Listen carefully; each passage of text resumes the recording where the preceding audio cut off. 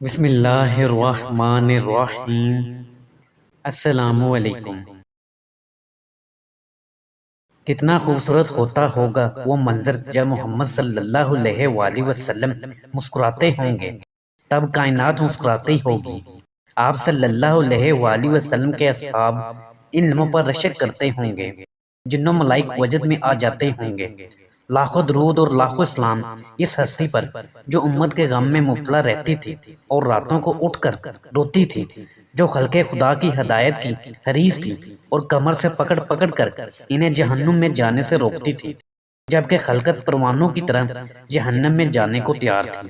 آپ صلی اللہ علیہ وآلہ وسلم کی 23 برس کی نبوت کی زندگی میں ہمہ وقت کشاکش تھی، لیکن سیرت مطہرہ آپ صلی اللہ علیہ وآلہ وسلم کی خوش خلقی و خوش طبعی کے واقعات سے معمور ہے۔ آپ صلی اللہ علیہ وآلہ وسلم انسان کامل تھے۔ آپ صلی اللہ علیہ وآلہ وسلم کے جو بھی قریب آتا، آپ صلی اللہ علیہ وآلہ وسلم کا گرویدہ ہو جاتا، آپ صلی اللہ علیہ وآلہ وسلم کو دل دے بیٹھتا۔ آج 1439 ہجری میں بھی آپ صلی اللہ علیہ وآلہ وسلم کے مذاق لطافت مشام جہاں کو معطر کرتی ہے۔ ہمارے ماں باپ آپ صلی اللہ علیہ وآلہ وسلم پر قربان۔ آپ صلی اللہ علیہ وآلہ وسلم سراپا لطف و کرم تھے۔ بدو دور دراز سے آپ صلی اللہ علیہ وآلہ وسلم سے ملنے کے لیے آتے۔ کسی سے آپ صلی اللہ علیہ وسلم نے مصافحہ کر لیا، کسی سے معانقہ کیا، کسی کے شانے پر دست مبارک رکھ دیا، کسی کو سینے سے لگا لیا، کسی کے سر پر دست شفقت پھیر دیا۔ آپ صلی اللہ علیہ وآلہ وسلم کا لمس تا حیات اس کا ایمان کو حرارت بخشتا رہتا۔ زہد کے ساتھ خشکی کا تصور ہے۔ جتنی بڑی مذہبی شخصیت ہوتی ہے اس کے رعب اور دبدبے سے لوگ کانپتے ہیں۔ زمانہ موجود میں جو جتنا صاحب جلال ہے، خلق خدا میں اتنا ہی پہنچا ہوا بزرگ تصور کیا جاتا ہے۔ ہم ان لمحات کا تصور کرتے ہیں جب آپ صلی اللہ علیہ وآلہ وسلم کی مسکراہٹ سے کائنات مسکرا اٹھی، جب آپ صلی اللہ علیہ وآلہ وسلم کے تبسم سے متبسم ہو گیا، جب آپ صلی اللہ علیہ وآلہ وسلم کے ارد گرد موجود اصحاب رضی اللہ تعالیٰ عنہ سرشار ہو گئے ہوں کہ انہوں نے محمد صلی اللہ علیہ وآلہ وسلم کو مسکراتے ہوئے دیکھا۔ تصور میں کتنا خوبصورت بنتا ہے آپ صلی اللہ علیہ وآلہ وسلم کا سراپا۔ یہ تصویر ہمیں مصور حقیقی تک پہنچانے کا ذریعہ ہے۔ احادیث کی کتب میں آپ صلی اللہ علیہ وآلہ وسلم کے مسکرانے کے کئی واقعات مذکور ہیں۔ آپ صلی اللہ علیہ وآلہ وسلم کبھی کہکا لگا کر نہیں ہنسے۔ آپ صلی اللہ علیہ وآلہ وسلم نے کہکا لگا کر ہنسنے اور زیادہ ہنسنے سے منع فرمایا، اس سے دل مردہ ہو جاتے ہیں۔ شمس و قمر قربان آپ صلی اللہ علیہ وآلہ وسلم کے تبسم پر۔ وہ تبسم کس وقت کس موقع پر ہوتا تھا، یہ جاننے کے لیے ان کی پاکیزہ مجالس میں شریک ہوتے ہیں۔ حضرت انس بن مالک رضی اللہ تعالیٰ عنہ فرماتے ہیں کہ احمد مصطفیٰ محمد مجتبیٰ صلی اللہ علیہ وآلہ وسلم نے مسکراتے ہوئے فرمایا کہ جبرائیل امین نے بتایا کہ جہنم سے نکلنے والا آخری شخص کہے گا، یا رب جہنم سے دور کر دے۔ اس کو دور کر دیا جائے گا، پھر کہے گا یا رب مجھے اس درخت کے سائے میں پہنچا دے۔ اس کو پہنچا دیا جائے گا، پھر وہ کہے گا مجھے جنت کے دروازے تک پہنچا دے۔ اس کو پہنچا دیا جائے گا، حالانکہ ہر مرتبہ وہ کہے گا کہ اس کے بعد میں مزید سوال نہیں کروں گا۔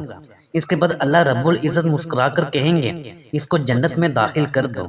ماں سے 70 گنا زیادہ پیار کرنے والا رب بندے کو خوب جانتا ہے۔ حسین جنتیں اس نے تیار ہی اپنے بندوں کے لیے کی ہیں، اس لیے اس نے پیغمبر بھیجے کہ انسان راہ راست پر آ جائیں اور جنت کے حقدار ہو جائیں۔ یہ ہماری بدعمالیاں ہیں جو ہمیں جنت سے دور کرنے کا سبب بنیں گی۔ دنیا میں رب نے بن مانگے بے حد و حساب دیا، اس دن بھی وہ اپنے سوالی بندے کے ناز اٹھائے گا۔ اللہ کے نبی حضور صلی اللہ علیہ وآلہ وسلم نے مسکراتے ہوئے اللہ اور بندے کے تعلق کی عکاسی کی۔ حضرت عمر بن عوف رضی اللہ تعالیٰ عنہ انصاری سے روایت ہے کہ حضور صلی اللہ علیہ وآلہ وسلم نے حضرت ابو عبیدہ بن جراح رضی اللہ تعالیٰ عنہ کو بحرین روانہ فرمایا تاکہ وہاں سے جزیہ وصول کر کے لائیں۔ چنانچہ وہ وہاں سے جزیہ وصول کر کے آئے۔ انصار کو ابو عبیدہ رضی اللہ تعالیٰ عنہ کی واپسی کا علم ہوا۔ سب حضور صلی اللہ علیہ وآلہ وسلم کے ساتھ فجر کی نماز میں شریک ہو گئے۔ نماز کے بعد آپ صلی اللہ علیہ وآلہ وسلم نے انہیں دیکھا تو مسکرا دیے اور فرمایا میرا گمان ہے کہ تم لوگوں کو خبر ہو گئی ہوگی کہ ابو عبیدہ رضی اللہ تعالیٰ عنہ بحرین سے کچھ لے کر آئے ہیں۔ اصحاب رضی اللہ تعالیٰ عنہ نے فرمایا جی ہاں یا رسول اللہ صلی اللہ علیہ وآلہ وسلم۔ آپ صلی اللہ علیہ وآلہ وسلم نے فرمایا تم لوگوں کو بشارت دیتا ہوں اور تم لوگ اس چیز کی امید رکھو جو تمہیں خوش کرے گی۔ خدا کی قسم میں تم لوگوں پر فقر کا خوف نہیں کرتا بلکہ مجھے تم پر دنیا کے وسیع ہو جانے کا خوف ہے، جیسے تم سے پہلے لوگوں پر وسیع ہو گئی تھی۔ پھر تم دنیا سے رغبت کرنے لگو گے جیسے تم سے پہلے لوگ کرتے تھے، پھر یہ دنیا تم کو ہلاک کر دے گی جیسے ان لوگوں کو ہلاک کیا تھا جو تم سے پہلے تھے۔ اس حدیث کے مطابق مال کی خواہش ناپسندیدہ نہیں۔ رسول اکرم صلی اللہ علیہ وآلہ وسلم نے مسکراتے ہوئے مال حاصل ہونے کی خوشخبری دی، ساتھ ہی مال کے فتنہ ہونے کی طرف توجہ دلائی۔ یہ ہے رحمت للعالمین صلی اللہ علیہ وآلہ وسلم کا اسوہ پاک۔ ایک صحابی کا نام عبداللہ اور لقب حمار ہے۔ یہ نبی پاک صلی اللہ علیہ وآلہ وسلم کے لیے گھی اور شہد بطور ہدیہ لایا کرتے تھے۔ کبھی ایسا ہوتا کہ بیچنے والے کو رسول خدا صلی اللہ علیہ وآلہ وسلم کی خدمت میں لے آتے اور کہتے جو تحفہ میں آپ صلی اللہ علیہ وآلہ وسلم کے لیے لایا تھا ان صاحب کو اس کی قیمت ادا کر دیجئے۔ یہ بات سن کر آپ صلی اللہ علیہ وآلہ وسلم مسکراتے اور قیمت ادا کرنے کا حکم دیتے۔ ایک دن حمار کو لایا گیا، اس نے شراب پی رکھی تھی۔ ایک صحابی رضی اللہ تعالیٰ عنہ نے کہا اس پر اللہ کی لعنت ہو۔ آپ صلی اللہ علیہ وآلہ وسلم نے فرمایا ایسا نہ کہو، یہ تو اللہ اور رسول کو دوست رکھتا ہے۔ یہ ہے رحمت۔ اللہ کے آخری نبی حضرت محمد صلی اللہ علیہ وآلہ وسلم خاتم النبیین ہیں۔ آپ صلی اللہ علیہ وآلہ وسلم کے بعد کوئی نبی نہیں آئے گا۔ آپ صلی اللہ علیہ وآلہ وسلم پورا پیغام پہنچا کر گئے۔ آج کوئی فرد شراب نوشی جیسے فعل کا مرتکب ہو تو ہم میں سے کوئی اس پر کفر کا فتویٰ لگا دے گا، اپنے دروازے اس پر بند کر دیے جائیں گے۔ کوئی فرد شیطان کے بہکاوے میں آ کر گناہ کر بیٹھے تو اس کو لعنت ملامت کی بجائے نصیحت کی جائے، امید رکھی جائے کہ توبہ کر کے پاک ہو جائے گا۔ حسن سلوک سے اس کے راہ راست پر آنے کے امکانات ہیں۔ بڑی محفل میں اس کو لعنت ملامت کی جائے تو شیطان غلط راستے پر ڈال سکتا ہے۔ کتنا پیارا ہے اسوہ پاک، تحفہ قبول کرتے ہیں اور مسکراتے ہوئے قیمت بھی ادا کرتے ہیں۔ موقع ہو تو عیب کی پردہ پوشی کا سبق دیتے ہیں۔ اسوہ رسول صلی اللہ علیہ وآلہ وسلم سے ملنے والی سبق رہتی دنیا تک روشنی کا ذریعہ ہے۔ آپ صلی اللہ علیہ وآلہ وسلم کے خادم خاص حضرت انس رضی اللہ تعالیٰ عنہ 10 برس کے طویل عرصے تک آپ صلی اللہ علیہ وآلہ وسلم کی خدمت میں رہے۔ خادموں کی گواہی خاص ہوتی ہے۔ حضرت انس رضی اللہ تعالیٰ عنہ پیاری گواہی دیتے ہیں کہ میں نے حضور کریم صلی اللہ علیہ وآلہ وسلم کی 10 سال تک خدمت کی۔ آپ صلی اللہ علیہ وآلہ وسلم نے کبھی اف تک نہ کہا اور نہ کبھی مجھے ملامت کی۔ اگر آپ صلی اللہ علیہ وآلہ وسلم کے گھر والے کبھی ملامت کرتے تو آپ صلی اللہ علیہ وآلہ وسلم فرماتے اسے چھوڑ دو، اگر یہ کام مقدر میں ہوتا تو ہو جاتا۔ حضرت انس رضی اللہ تعالیٰ عنہ ایک دن کا واقعہ بیان کرتے ہیں۔ آپ صلی اللہ علیہ وآلہ وسلم نے مجھے کسی کام کے لیے بھیجا۔ میں نے کہا خدا کی قسم میں نہ جاؤں گا، لیکن میرے دل میں تھا کہ چلا جاؤں گا۔ میں وہاں سے نکلا، بازار میں چند لڑکے کھیل رہے تھے، میں وہیں رک گیا۔ تھوڑی دیر میں حضور صلی اللہ علیہ وآلہ وسلم تشریف لے آئے۔ آپ صلی اللہ علیہ وآلہ وسلم نے پیچھے سے میری گدی پکڑ لی۔ میں نے پلٹ کر دیکھا کہ آپ صلی اللہ علیہ وآلہ وسلم مسکرا رہے تھے۔ آپ صلی اللہ علیہ وآلہ وسلم نے فرمایا انس جہاں جانے کو کہا تھا وہاں گئے؟ میں نے کہا یا رسول اللہ صلی اللہ علیہ وآلہ وسلم ابھی جا رہا ہوں۔ یہ بھی کہا 10 سال میں نے آپ صلی اللہ علیہ وآلہ وسلم کی خدمت کی۔ خدا کی قسم آپ صلی اللہ علیہ وآلہ وسلم نے کبھی مجھ سے یہ نہیں کہا کہ یہ کام کیوں کیا اور یہ کیوں نہیں کیا۔ بڑے خوش نصیب تھے حضرت انس رضی اللہ تعالیٰ عنہ۔ آپ صلی اللہ علیہ وآلہ وسلم کے قرب نے انہیں خیر کثیر عطا کی ہوگی۔ ساری زندگی اپنی گردن پر آپ صلی اللہ علیہ وآلہ وسلم کے ہاتھوں کا لمس محسوس کیا ہوگا۔ وہ مسکراہٹ یادوں کا سرمایہ رہی ہوگی۔ کسے کہانی کی بات لگتی ہے، خدمتگار بچے کو 10 برس اف تک نہ کہا۔ ہمارے معاشرے میں یہ خبریں آئے دن اخباروں کی زینت بنتی ہیں کہ ملازم بچے کے سر پر شیشے کا جگ دے مارا، کم سن ملازمہ کو زخمی کر دیا، ملازمہ کو حبس بے جا سے برآمد کیا گیا، وغیرہ وغیرہ۔ ملازموں سے بدسلوکی کو بدسلوکی نہیں سمجھا جاتا بلکہ اپنا حق گردانا جاتا ہے۔ اکثر گھروں میں ملازمین اور ان کے بچوں سے نامناسب رویہ رکھا جاتا ہے۔ حضرت انس رضی اللہ تعالیٰ عنہ کی گواہی 1400 صدیوں کے بعد ہم تک پہنچتی ہے کہ خادموں کو اپنے بچوں کی طرح سمجھنا چاہیے۔ حضرت انس رضی اللہ تعالیٰ عنہ کے والدین جب انہیں واپس لینے آئے تو انہوں نے جانے سے انکار کر دیا۔ آپ صلی اللہ علیہ وآلہ وسلم کی رحمت کا چھاجو مینا جس پر بھی برستا تھا، اس کو ہمیشہ کے لیے اپنا اسیر کر لیتا تھا۔ حضرت ابو ذر رضی اللہ تعالیٰ عنہ کی خوبصورت روایت ہے کہ حضور صلی اللہ علیہ وآلہ وسلم نے فرمایا، میں اس پہلے شخص کو جانتا ہوں جو جنت میں داخل ہوگا، اس شخص کو بھی جانتا ہوں جو سب سے آخر میں دوزخ سے نکالا جائے گا۔ قیامت کے دن ایک شخص کو لایا جائے گا اور کہا جائے گا کہ اس پر اس کے چھوٹے چھوٹے گناہوں کو پیش کرو، اس کے بڑے بڑے گناہوں کو اس سے چھپاؤ۔ وہ اقرار کرے گا، انکار نہ کرے گا اور اپنے بڑے بڑے گناہوں سے ڈر رہا ہوگا۔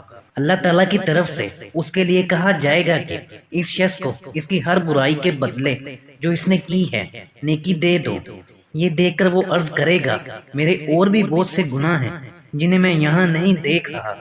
حضرت ابو ذر رضی اللہ تعالیٰ عنہ فرماتے ہیں، میں نے دیکھا کہ حضور صلی اللہ علیہ وآلہ وسلم اس جگہ پر پہنچ کر ایسا ہنسے کہ آپ صلی اللہ علیہ وآلہ وسلم کی داڑھیں نظر آنے لگی۔ ہم عبد ہیں اور وہ معبود، 2 اور 2 4 کرنا ہماری گھٹی میں پڑا ہوا ہے۔ وقت ہوگا حساب کتاب کا، ہر ایک کی گٹھیاں کھولی جا رہی ہوں گی، ترازو لگے ہوں گے، ہر ایک کا اعمال نامہ اس کے ہاتھ میں ہوگا۔ دنیا میں بہت سے لوگوں کو بڑی نعمتوں سے نوازا جاتا ہے، کچھ کی زندگی آزمائشوں میں گزرتی ہے، کوئی صبر کرتا ہے، کوئی شکر سے محروم، وہاں کے باٹ الگ ہوں گے۔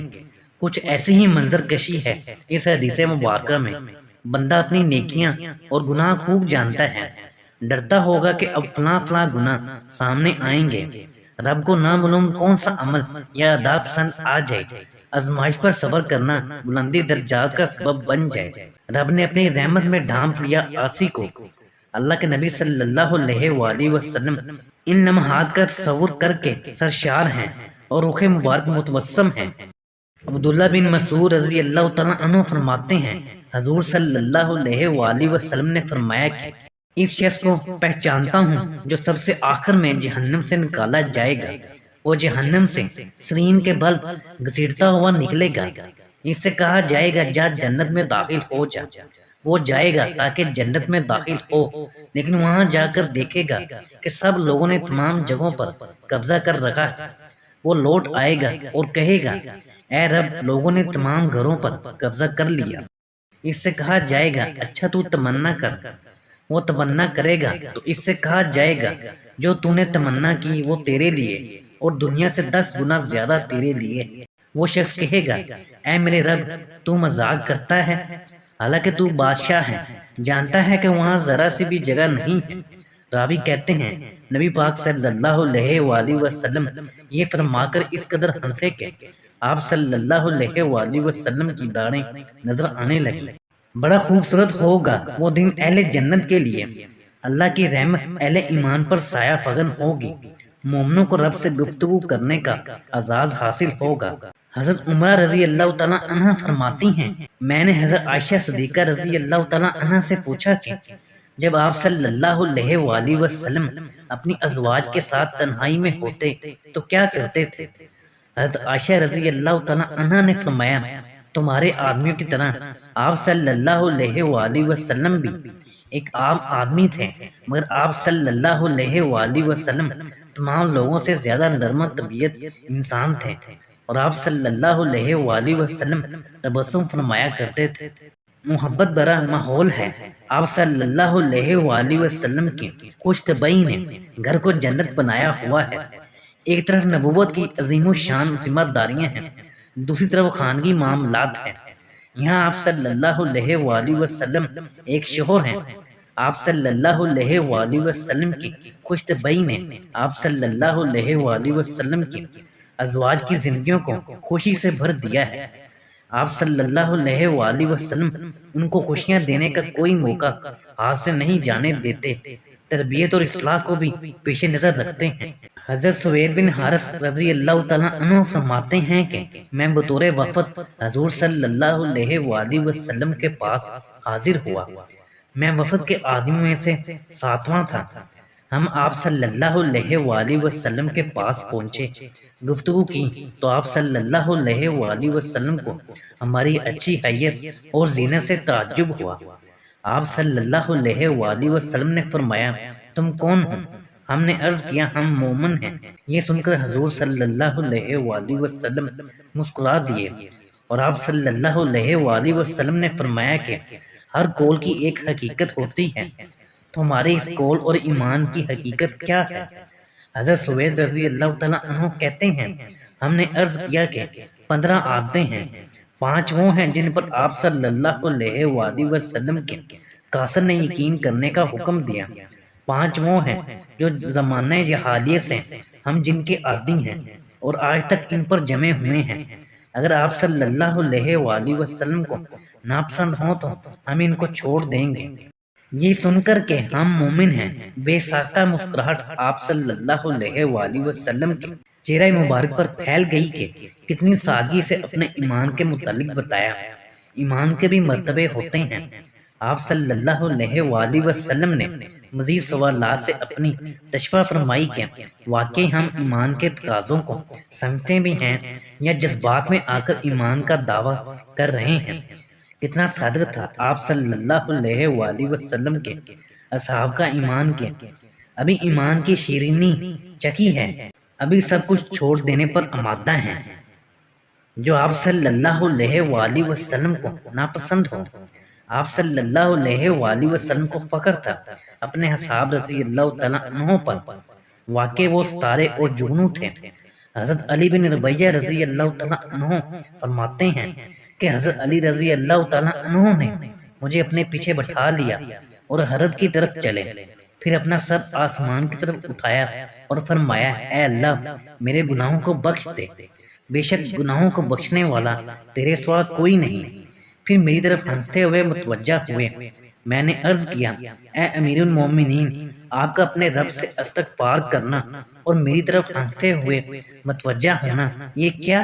حضرت علی رضی اللہ تعالیٰ عنہ نے فرمایا ایک مرتبہ حضور پاک صلی اللہ علیہ وآلہ وسلم نے مجھے اپنے پیچھے سوار کیا اور حرت کی طرف لے چلے، پھر اپنا سر مبارک آسمان کی طرف اٹھایا اور فرمایا اے میرے رب میرے گناہوں کو بخش دے، بے شک گناہوں کو بخشنے والا تیرے سوا کوئی نہیں۔ پھر میری طرف متوجہ ہوئے اور مسکرائے۔ میں نے عرض کیا یا رسول اللہ صلی اللہ علیہ وآلہ وسلم، آپ نے اپنے رب سے مغفرت طلب کی۔ پھر آپ صلی اللہ علیہ وآلہ وسلم نے ہنستے ہوئے میری طرف دیکھا۔ آپ صلی اللہ علیہ وآلہ وسلم نے فرمایا میں اپنے رب کے ہنسنے کی وجہ سے ہنسا، اللہ تعالیٰ کے اپنے بندے پر تعجب کرنے کی وجہ کہ یہ بندہ جانتا ہے کہ گناہوں کا بخشنے والا سوائے اللہ تعالیٰ کے کوئی نہیں۔ حضرت ابو ہریرہ رضی اللہ تعالیٰ عنہ فرماتے ہیں کہ ایک شخص حضور صلی اللہ علیہ وآلہ وسلم کی خدمت اقدس میں حاضر ہوا اور اس نے کہا کہ میں ہلاک ہو گیا، میں نے رمضان میں دن میں بیوی سے صحبت کر لی۔ آپ صلی اللہ علیہ وآلہ وسلم نے فرمایا اے غلام آزاد کر دے۔ اس نے کہا میرے پاس تو کوئی غلام نہیں۔ آپ صلی اللہ علیہ وآلہ وسلم نے فرمایا تو 2 ماہ لگاتار روزے رکھ۔ اس نے کہا مجھ میں اس کی بھی طاقت نہیں۔ پھر آپ صلی اللہ علیہ وآلہ وسلم نے فرمایا تو 60 مسکینوں کو کھانا کھلا۔ اس نے کہا مجھ میں اس کی بھی گنجائش نہیں۔ اتنے میں آپ صلی اللہ علیہ وآلہ وسلم کے پاس ایک بوری لائی گئی جس میں کھجوریں تھیں۔ آپ صلی اللہ علیہ وآلہ وسلم نے دریافت کیا سائل کہاں ہے؟ وہ حاضر ہوا، فرمایا اس کو لے جا کر صدقہ کر دیں۔ اس نے کہا میں اپنے سے زیادہ محتاج پر صدقہ کروں؟ خدا کی قسم مدینہ کی دونوں پتھریلی سرزمین کے درمیان مجھ سے زیادہ کوئی محتاج نہیں۔ یہ سن کر حضور صلی اللہ علیہ وآلہ وسلم اتنا ہنسے کہ آپ کی داڑھی ظاہر ہو گئی اور پھر فرمایا پھر تم اور اہل خانہ اسے کھا لینا۔ ہم اپنے ساتھیوں کی تربیت کا طریقہ آپ صلی اللہ علیہ وآلہ وسلم کے اسوہ سے سیکھیں۔ ایک شخص اپنے گناہ کا اعتراف کرنے آتا ہے، آپ صلی اللہ علیہ وآلہ وسلم لعنت و ملامت کرنے کی بجائے اسے گناہ دھونے کے طریقے بتاتے ہیں۔ وہ اپنی مجبوریاں ظاہر کرتا چلا جاتا ہے۔ آپ صلی اللہ علیہ وآلہ وسلم غصے میں آنے کی بجائے انسان کی فطری کمزوریوں کا لحاظ کرتے ہیں، نرمی اور ترحم سے کام لیتے ہیں۔ گناہوں کا بوجھ لیے ہوئے آیا تھا، کشان نبوت سے جھولی بھر کر گیا۔ اس کے عذرات پر آپ صلی اللہ علیہ وآلہ وسلم کا مسکرانا امت کے لیے یہ پیغام ہے کہ دایان دین کو انسانی کمزوریوں کا لحاظ کرنا چاہیے، وسیع ظرف ہونا چاہیے۔ ہماری آج کی ویڈیو یہیں تک تھی۔ ناظرین، اسی امید کے ساتھ ہم آپ سے اجازت چاہیں گے کہ آپ کو ہماری آج کی ویڈیو پسند آئی ہوگی۔ ملتے ہیں بہت جلد ایک نئی معلوماتی ویڈیو کے ساتھ، تو دیکھتے رہیں اسلامک ڈائری۔ اللہ آپ کا حامی و ناصر ہو۔